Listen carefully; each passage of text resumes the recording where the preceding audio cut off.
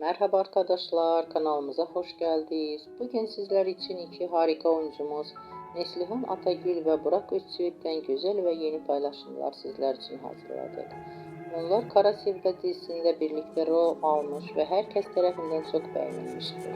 Biz de sizler için onların güzel fotolarını hazırladık. Bu videoların devamlı gelmesini istiyorsanız kanalımıza abone olup yorum yazmayı unutmayın. Hoşça kalın. Herkese teşekkürler.